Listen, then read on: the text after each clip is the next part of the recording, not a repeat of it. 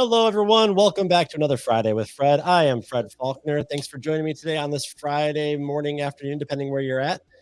Today, I want to talk about the Google, or excuse me, the Apple. Not the Google. We're going to get to Google. Talk about the Apple event, the annual September event that everyone gets excited about with getting new phones.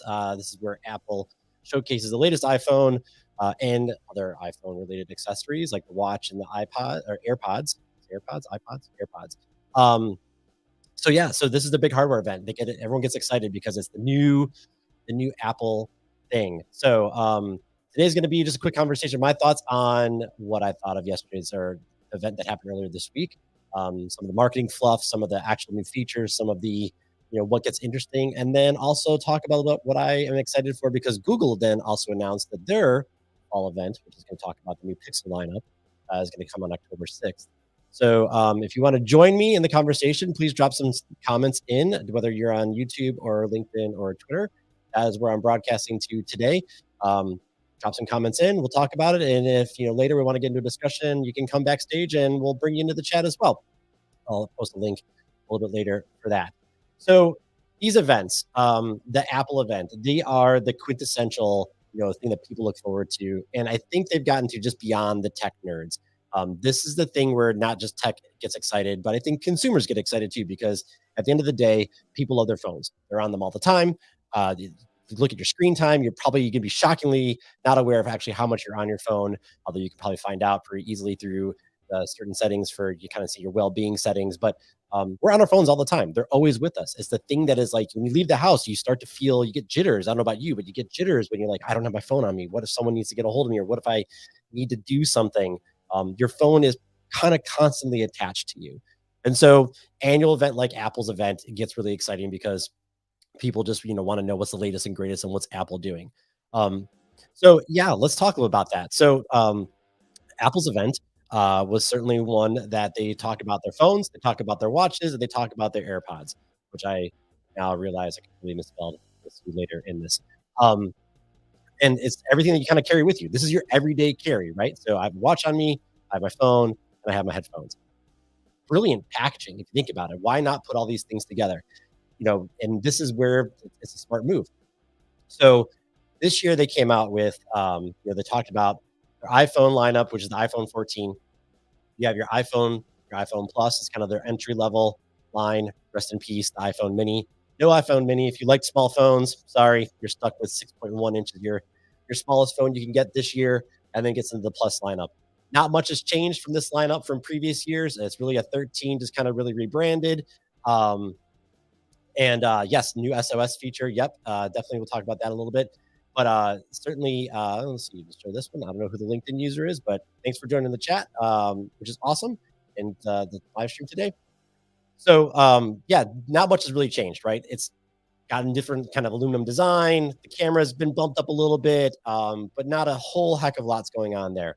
It's where the Pro and the Pro Max are where really things start to get interesting from a lineup perspective and really kind of adding new features and functionality. So thinking about just all things iPhone for a second, I think some things that kind of were features that kind of came out that I thought was interesting. We'll start just kind of universally. You mentioned SOS, right? So the crash detection, super awesome, very useful, right? Apple's getting really interesting in how they are bringing functionality to their phones that can help you, right? So the watches brought in EKG meters, before. Certainly all the health benefits. We'll talk about that in the watch part. But now they're adding some of this stuff to the phone, and it's really smart move. Again, because things are probably always on you. Even if your car doesn't have that functionality, if you're not subscribing to say your GM service or Ford service, now you have this automatic functionality on your iPhone for SOS and crash detection.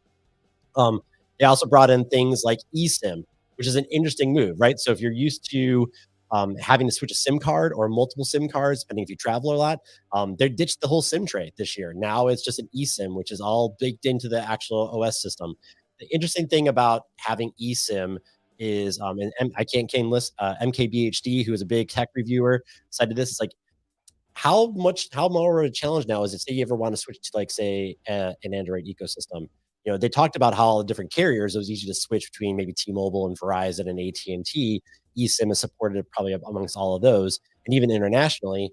But if you want to switch actual like OS type styles. How is challenging is that going to be with now? You just can't pop a SIM card out and pop it in your new phone, and your carrier information is now carried. It's really tied into the phone. It'll be interesting to see if you ever decide to bail on your ecosystem, what is going to happen from that perspective. But eSIM is there. Satellite connectivity. So this new satellite connection, edge case, I would say probably 98% of people are probably never going to end up using this, but I think it's one of those like nice to haves if you are in there. So this idea that, I mean, if you've ever seen a satellite phones are big, they're bulky, they have these huge antennas, and Apple has now shrunk that down into using it into one of their phones with their antennas and a super cool UI that is going to help you directionally point where a satellite might be. Everything, when I saw the announcement, I was like, who's really going to use that? I've been recently out this year in an area where you need a satellite phone, been canoeing in the Boundary Waters, and there are, we actually found a cell connection at one point, but really you don't always have that. I know there's a lot of people that like to go hiking and other places. It is probably a more useful feature than I'm probably giving a lot of credit for, but it is one of those interesting things that they added into the phone. Free for the first 2 years. Then question mark subscription model.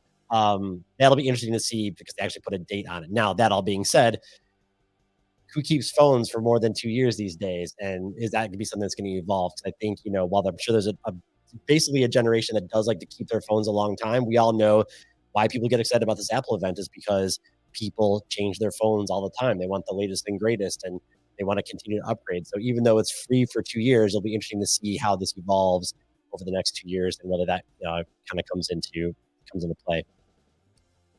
With iPhone Pro and the Pro Max, you have their new silicone. So they're making their own chips. They're just giving you a lot of this functionality to do the super cool things like satellite, processing power. Certainly new things like the new feature that's on the Pro and Pro Max, which is this always on display. So if you're an Android user, this is nothing new, right? We've had always on display for a while.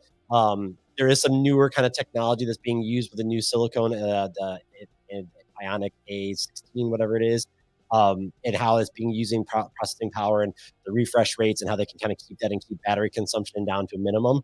But always on display, which I think is really interesting. I love using it all the time on my Samsung phone. I'm actually rocking the Pixel 6, and having always on my phone is super helpful as well. So I think that's a nice new feature that finally is welcome to the Apple family. They always are one of those types of companies that they may not always be the first person to bring something onto their phone, but they'll do it the Apple way when they get it. And we'll talk about I think the notifications and some of the other stuff a little bit here in a second. But those are the kind of the big things. Does it feel like a big jump? No. I think having something like the crash detection, that's a nice add-on, and having the technology built in there. I think having the ability to do the satellite is okay. That's nice, but is anyone really, it's an edge case at best. But this is definitely, I think, in the refinement mode. Even though Apple's the Pro and Pro Max jumps in with their own silicone, and that's really the phone that most people are going to probably want to think about getting. Even the regular iPhone 14 and the 14 Plus are still just the refinements to what's been in the model. If you look at a 12, a 13, and now a 14, they don't look that much different. They pretty much are running a lot of the same chips, a lot of the same processing power. The pros are what's going to give you to the next level. So, nothing really jumping hoop and holler around, but it is their event and people get excited about these types of things. And especially if you like the color purple, then if you're a pro user, you're going to want to probably try and go snag that one because that's the new color they brought into the mix this year. Watches, again, still some similar updates. The iWatch, the Apple Watch, SE, their entry level model also has the crash detection, adding some new features in there. The Apple Watch 8 got that's where a lot of the kind of majority of people are going to end up buying that watch at the end of the day. So they're adding the new heat sensor, having some more health benefits kind of coming into play. Also, some people pointed out still you can't do ring competitions as much as I think as a lot of people are really kind of hoping some of that fitness level stuff gets a little bit beyond what it's been doing today, but isn't quite there yet. But the big one was this whole Apple Watch Ultra, which is this idea of taking the small percent, right? It's the elite athletes. It's the people that can't use the regular Apple Watch because of GPS settings or satellite or some other kind of issues. These are the people that are climbing mountains, swimming, doing marathons, doing triathlons. This thing is a beast. It is basically a huge brick on your wrist. and they're going after the people that are probably more likely to buy a Garmin. And Garmin's, I think, now been put on watch to a certain degree because they are usually the ones that are the elite athletes are most likely using their watches. Apple's saying, nope, we're gonna come for you, right? We are a brand that wants to take on that elite athlete space. And I think at the end of the day, while it is probably targeted to those elite athletes that are doing super cool things, I mean, this thing can theoretically, with its battery life, track your heart rate with doing a full Ironman. So that's a 2.6 mile swim, it's a 100 to 150-mile bike ride. It's a 26.2-mile run. And having the battery life and to monitor your vitals while you're doing all of that, that's a big, big feat at the end of the day. Um, but I also think just because it's Apple, and we'll talk about this a little more in a second, like because it's Apple and it's because they're hottest and newest thing, even at $800, which is the price point for this thing, I think people are going to buy it. I think people are going to say, "Yep, I want to have the latest Apple thing and with the newest Apple thing, and that is what's going to be on my wrist." Do they need a compass? Probably not. If they're running marathons, I could see them maybe wanting to get that because they cited the Chicago Marathon as an example. My hometown, those big skyscrapers, I mean, your GPS gets matched. It's all over the place, man. They can't figure out where you are left and right, when you're running between those three tall skyscrapers in the building. So having something that can support that, I think, is definitely going to be welcome to a lot of those types of athletes. But $800, top tier. Yes, it's got the biggest battery. It's got the cool new kind of features. You can go scuba diving with this thing. It's built for people to be able to use it with gloves on. It is a cool watch, but it is also big, big, big price tag at the end of the day. But that's like the watch. I'm not even going to get into the AirPods. The AirPods are, I think, a refinement. But when you think about all of what Apple's doing, they have got a complete package. It is the complete package when it comes to your everyday carry: your watch, your phone, your AirPods. They've added some improvements with some haptic kind of stuff and some new things you can kind of do. But at the end of the day, Apple's got probably the premier everyday carry, and which is why a lot of people have it. But when I think about these Apple events, the thing that I also pay attention to is they are the benchmark, the gold standard. It's not just for tech reporters anymore. And if you're like many people that are big on Apple, you probably were tuning in, if not to the actual event and to some recaps that are published on YouTube and other places. But the event production, they go pretty all out. In fact, every other big vendor, Samsung, Google, Huawei, I mean, all these different vendors are all trying to, and even Nvidia, they're trying to mirror what Apple has done. And this dates back to not just the last couple of years. I mean, this dates back to like Steve Jobs set the standard when he, introduced the iPod, when he introduced the iPhone, when he introduced this guy right here, right? So this is the iPhone 3G. This was actually my mom's phone. My first iPhone was actually an iPhone 4, which I still keep all these fun things before I switched over to the Android world, which I got the Moto version of when Google's doing a partnership with Motorola. This was a great phone. Love the yellow, tinting after all the years. But this was also a really cool phone. We'll talk about in a second. But these are the phones like this. When they introduced this out of your pocket, when Steve Jobs introduced this phone coming out of your pocket, everyone went nuts, and it changed the whole world of how presentations are done when it comes in the tech world. So if you think about presentation style, they go all out with these types of things. It's really impressive on the level of detail, the level of intuitiveness, and the level of just production value that they bring into these phones, into these actual presentations.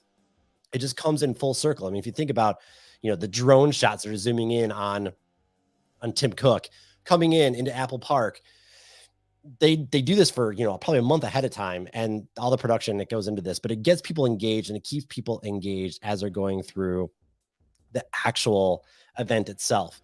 And so, they're using, everything down to their language on what they do. So if you're like me, maybe not, but I always pay attention to what's going on when it comes to the actual language. Best in class, amazing. You're going to love this feature. If you go through and think about the language they use, you're walking out of those events going, yep, I'm pre-ordering. Yep, I'm going to drop my couple $100s on this. Yes, I need that now. That is all about production value.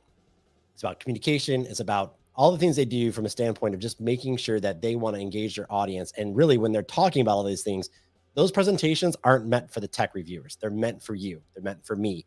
They're meant for the actual end consumer that wants to buy their phones. Very strategic, very smart at the end of the day. And they put all their money into that production value. It comes out fold because today was the first day you can actually order the iPhone itself. And they had technical issues. The site crashed. I mean, orders are now delayed into October. These are in high demand, and it's all because of the experience you get from using an iPhone, the experience you have from your everyday carry, and I believe at the end of the day how well they do these productions on their presentations for these events to get people excited about why they want to have the latest and greatest in their pocket, when really in some cases it's just a refinement at the end of the day. They also do some corny things as well. Let's face it, doing things like fun words. So dynamic island. Oh man, they got the camera notch on the Pro. They got all the sensors in there. They had to call this thing a dynamic island. I rolled my eyes the first time I heard it. I'm like, really? Dynamic island? Why? You have to brand everything. Well, yep, they sure did. But I will say I got to give Apple a little credit because they took a physical attribute on their phone, this dynamic island or this island pill, whatever you want to call it, this all your sensors are in, and they did something special with it. And they did make it a user experience. So they made the notifications better. They integrated that black bar into how notifications come through. And I got to tell you, it kind of wasn't something that I wanted to admit that they did really well, but they pulled it off, right? So looking at this, having the, excuse me, having the notifications, normal pill at the top, when you got something coming in from a phone call, when you got notifications for how you want to interact with your music, these are all things that now are baked into the experience of why you have that little cutout for cameras and sensors at the end of the day. That's brilliant. I mean, really to think about that full through and how they came together. I got to give Apple, that's the level of detail. That's the level of attention. That is probably why you have an iPhone. It's things like that user experience that makes it super cool. And as much as I hate the word dynamic island, I think they did a really good job with pulling together this idea of how to take this physical experience on their Pro line and make it a user experience that is valuable and useful. So as much as I hate it, good on you, Apple. Really nice use of that and how it actually worked out in real life. And then, the other thing that they used, another term they used, which is the one that I did have a little bit of a groaner on, which is like the photonic engine, which is, yes, they have a new camera system inside the iPhones this year. And yes, they have some neural engines and they're doing a lot of the computational, aspects of photography, but they had to actually brand it this photonic engine. The marketer in me went, really? You had to do something like that, but they make it a big deal. They do something that kind of says, yep, this is special. Again, back into the whole branding, back into the whole kind of aspect of why you think it's cool. Like, I got the one with the photonic engine. Well, yeah, so does, Google has their computational photography too, and they're setting standards, and it's always kind of a camera shootout at the end of the day. But good on, Apple for continuing to find ways to bring in this idea of why you're going to want to buy their phone and why you're going to want to engage with them and buy their system. So yeah, interesting enough on all the different things. So think about everyday carry, everything you're doing. This is the one thing that I tweeted out on the day that, the Apple event happened. I think it was on Tuesday or Wednesday this week. Apple's not the most prominent phone operating system phone in the world. Actually, Android phones dominate worldwide, but Apple's the one that everyone pays attention to. And why is that? And I think it comes back to this idea that Steve Jobs, when he introduced the iPhone, when he introduced this device, when he introduced the iPod for that matter, he made a statement, not just that we are creating devices that are, important, something that we didn't know we needed, but we got. He transformed Apple into what I'm, not only me calling this, but he transformed Apple into a lifestyle brand, right? People want to have this. You have a status symbol when you are carrying an Apple device. Now, Apple devices are everywhere.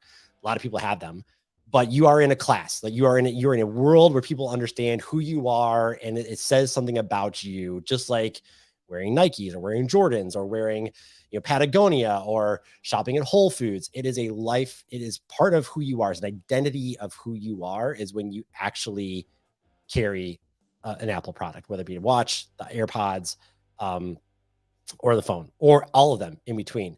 So it is definitely something that, that extends now into this, right? So why do they have the production value? Why do they want to make sure that even though the refinements are minimal, gets you excited about buying their latest and greatest and dropping another couple $100 on their latest and greatest? Is because it is a lifestyle. It's a lifestyle brand. That is, I'll go to my grave with that. That is my perspective. It's not the only one. I know that people share that as well, but that is, I think, part of the premise around that. But it's also part of the premise on why, when you have other vendors like Samsung or even Google, or any of the other ones that are out there, Motorola for that matter, anyone else who's creating phones, why are they not as successful as Apple? It's because they're not considered a lifestyle brand. When you think about Motorola, the first thing you think of might be the old Razr flip phones, but in today's day and age, what is the first thing you think about when you think of Motorola? Probably not a phone.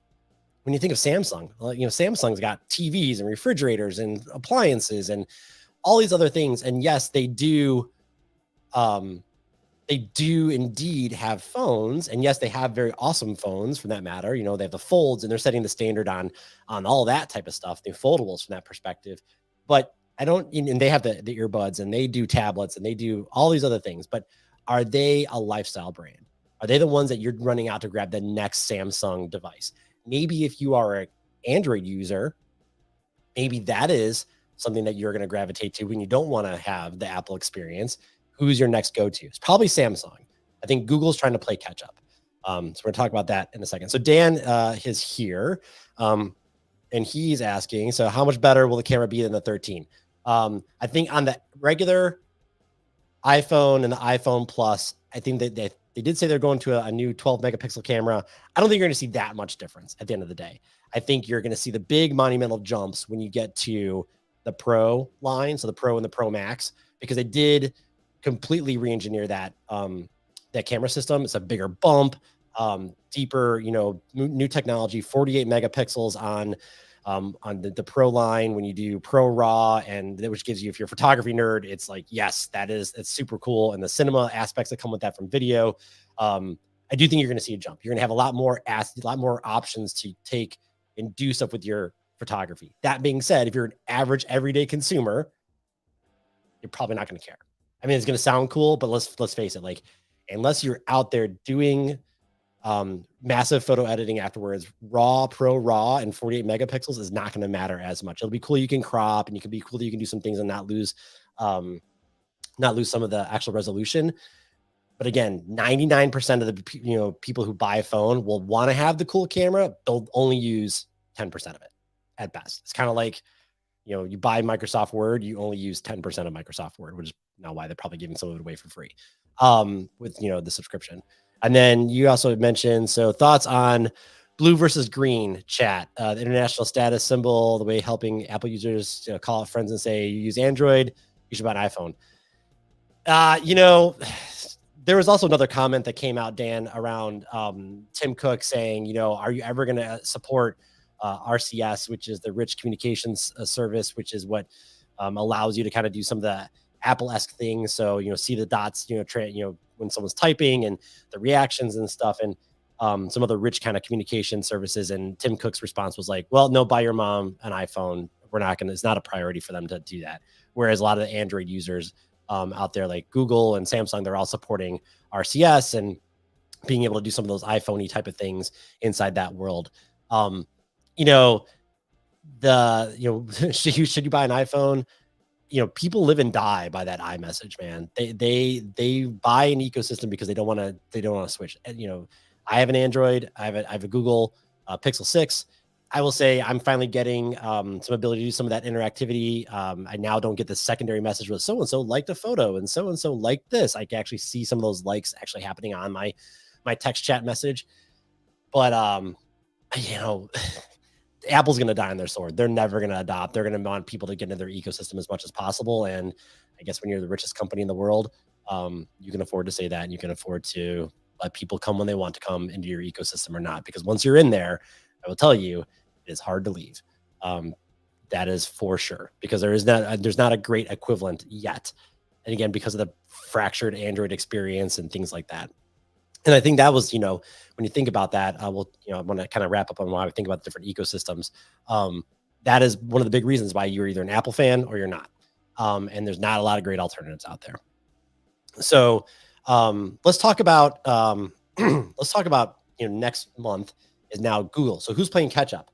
Catch up is Google, right? Google wants to be the next ecosystem for you. They want to be the next place you can go. And so they are coming out with their, Pixel lineup. So they have the Pixel 7 that's dropping. They have their Pixel Bud Pro, and they're going to bring the now infamous, Pixel Watch is going to come into play.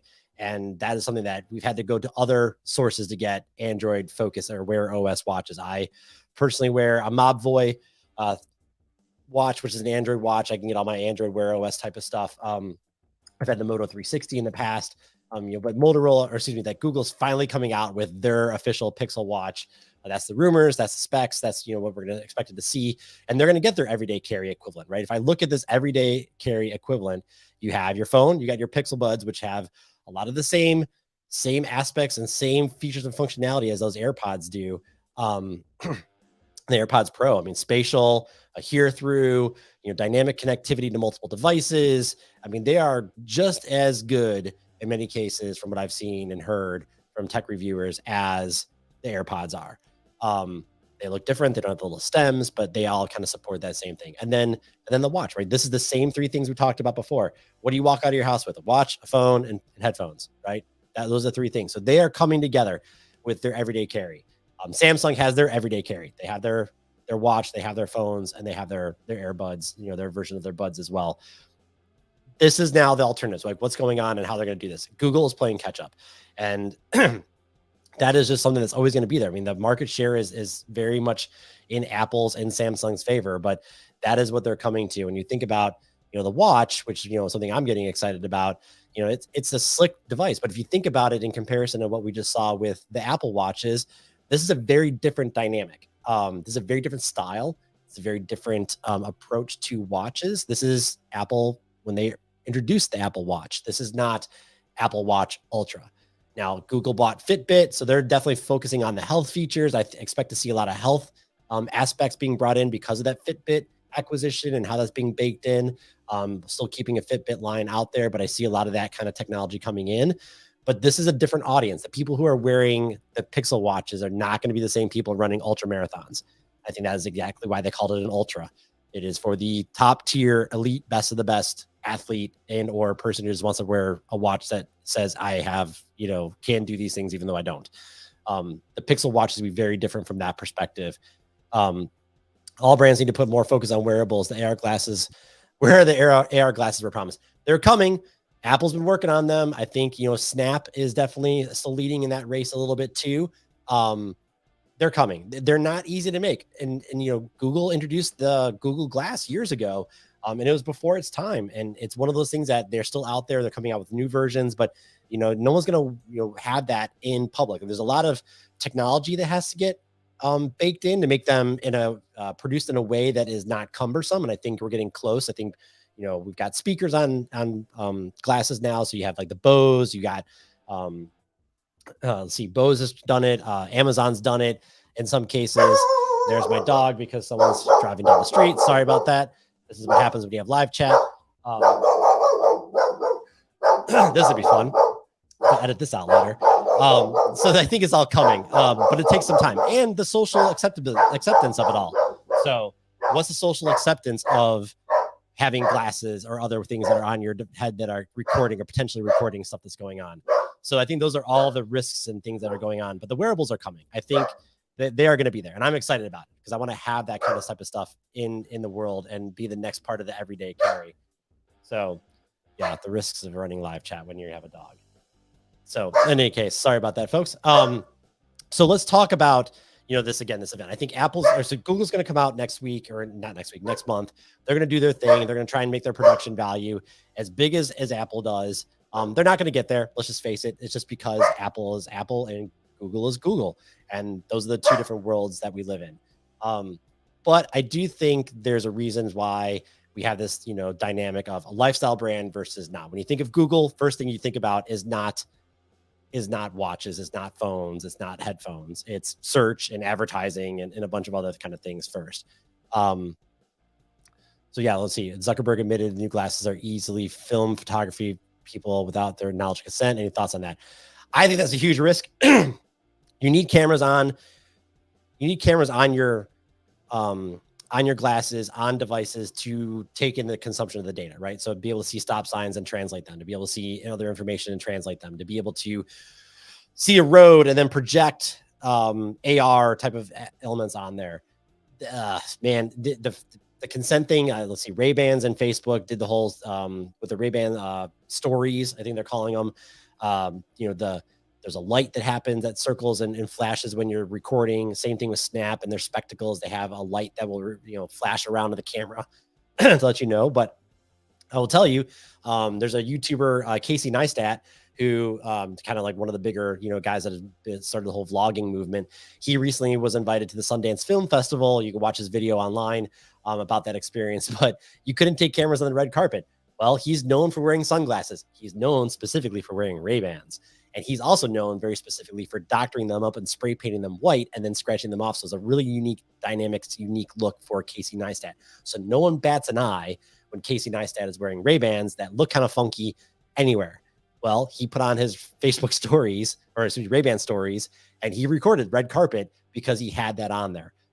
He published a video about it, so you can kind of see. But yeah, it's a great question. Like, privacy is there, right? But it's also, how many times have you kind of walked by something and be like, oh, I'm just going to quickly click, take a picture, maybe not as obvious, but it happens all the time. And so the privacy elements of AR and the glasses and anything else is no different than I think we have today. It's just when you have them on your face is people have a very different perspective of what is my privacy and what is not. I don't know how you get around that. That is a very big ethical, societal issue and challenge that the world has to kind of still come to grips with. And technology companies have to come to grips with because, again, you need certain technology to make some of these advancements happen. You can't get around it. How you do it in a way that people don't feel like their privacy is being invaded, there is no easy answer for that. And there probably never will be at the end of the day. There probably never will be at the end of the day. That is going to be something that we will have to figure out as a society and figure out together. So great question. I think one of the things I want to talk about is I kind of think about wrapping up this particular Friday with Fred, although I love the interaction and I love the discussion, is what's the difference between Apple and what's the difference between Google and all these other ones? And so this is where I'm going to introduce my first. This is an According to Fred hot take. So my hot take on Apple events versus Google events versus the ecosystems that exist. Apple and Google took very different paths to get where they are today. Same thing with Samsung, right? So Apple approached their whole ecosystem with hardware and software first, right? They were going to build it specifically. We did iTunes, we did iOS because it came with the phone. We had the iPad OS because it came with, works on iPads. They have all their things that are kind of niched together. They love their walled garden, and the walled garden was their plan from day one. That is very specific, right? How they became their lifestyle brand, how they became a productivity brand, how they became who they are as an organization has a lot of roots in a lot of different places. But I firmly believe Steve Jobs and the Apple executives made a conscious decision from day one. They were building a walled garden with all the different things they were doing with all different vendors and changing the way you listen to music and changing the way you consume content and changing the way you create content. It was all about still being a walled garden when it came to your everyday carry type stuff. Conscious decision. When Google started their world into this whole place, they bought Android, right? That was something that was done. Andy Rubin was the guy that started it. It was bought. So Google's been acquiring their technology to build their ecosystem. Now, Apple's acquired a lot of companies too. They just do it much more quiet than probably other vendors do. But Google has done theirs by acquisition for sure. Nest. So by acquiring Nest, they acquired a division of HTC for their phones. They've had strategic partnerships with Motorola. They bought Fitbit. I mean, everything that they're doing to build out their ecosystem is by acquisition. And because Android started as a free open source, it also started the bifurcation which is now they let companies like Samsung run it on their phones, but then Samsung had to load their bloatware and they wanted a different experience because Android wasn't mature enough for what they wanted to do. And so that's why you can't keep up with the updates. If you look at what the world of the Apple OS systems, the iOS systems on their phones, it's not very fractured at all. It's like if you're on anything recent, you're in the latest and greatest version of whatever the OS is. If you look at Apple, or if you look at Google, it is all over the place. I mean, people are still running, Android 4.0, like, and we're on now 13. I mean, it's just all over because of the bifurcation that has happened. And that is what's made it challenging for Google to wrap in what they needed to do to be competing with Apple at the end of the day. So Google had to take it upon themselves. Like, we can't trust Samsung to do it. We can't trust Motorola to do it. Even though we've had partnerships with both in different ways, they've had to go the round of going to this Pixel line to catch up. And they've had to make it the pure experiences. They had to do this whole through different acquisitions and focus on and double down on things that they think are going to differentiate themselves, like computational photography. I think a lot of the things that people thought were going to get out of this next version of iPhone, with iPhone 14, because of the invitation with being all starry, was that they're going to get night photography, astrophotography, which is something that Google's had for at least 2 versions of their phone so far, and they didn't come. So, will it come at some future date? Probably. But so Google's put their bets down on things like photography, and they've had one of the best cameras out there in a long time. And it's really, when you think about a phone, kind of the couple things you think about is size, type of camera, and do I like Apple or do I like not Apple? Like, that is kind of where your decision factors kind of come into play. So just the 2 different approaches. So Apple, walled ecosystem, Google, less walled ecosystem now, but they're trying to play catch up. And so it's still going to take a number of years. And I think Samsung is right there with Google, trying to compete with Apple on a daily basis. Apple still has a big advantage because you play in their walled garden. You know what the App Store is. You can trust the things that are in the App Store. It goes through all these different rigorous processes. They've built it on also this level of privacy. Google has definitely come up with, like, they share a lot of their information for ad purposes, because at the end of the day, Google's perceived as an advertising company, not in a search engine company, not a tech company in the sense of creating hardware. There's a lot of things that kind of nuances with it, but because they've taken 2 different approaches into this world, they are having to deal with 2 different ways and challenges to grab consumers, keep consumers. Apple, I think, does a way better job with it because they speak to their audiences flat out right out of the gate. As I mentioned, these Apple events are not as much about the tech reviewers anymore. They're very much about targeting the consumer and getting you excited about why you want to shell out all your money every September, every October for their products. Google's going to come out with theirs. I bet you still a lot of tech focus for tech reviewers, right? That's going to be the focus for them. They're going to try and have a cool presentation, but really, Apple is the master. They've set the bar high. Everyone tries to achieve them, but they have such a head start on everybody because of that. Let's see, Apple doesn't have this. Okay, so yes, Apple doesn't have the latest and greatest, but everything works together flawlessly, and that's why it works. You're absolutely correct. Again, always on display, not the latest. Better photography, not the latest and greatest. They do it their way. They're always a fast. Not even a fast follower. They're a follower, but they do it Apple's way. The flawless part is where they get you. That is the 100%. I don't know who the LinkedIn user is here, but you are 100% right. When I flip open my AirPods, automatically connects to my devices. When I have my Apple Watch, automatically connects to my phone. The flawlessness and their attention to detail at that level is why so many people gravitate to Apple, probably more times than not, right? 100% true. The flawless part is 100% of why people do it. So yeah, so that's my hot take. I think, I'm not sure what the hot take was outside of, there's 2 different ways you can get to skin a cat, but and Apple does it really good, and the flawlessness is a very big part of that. They're not always going to be the most innovative, but man, when they do, it is Jeff. Hello, Jeff. I know who you are.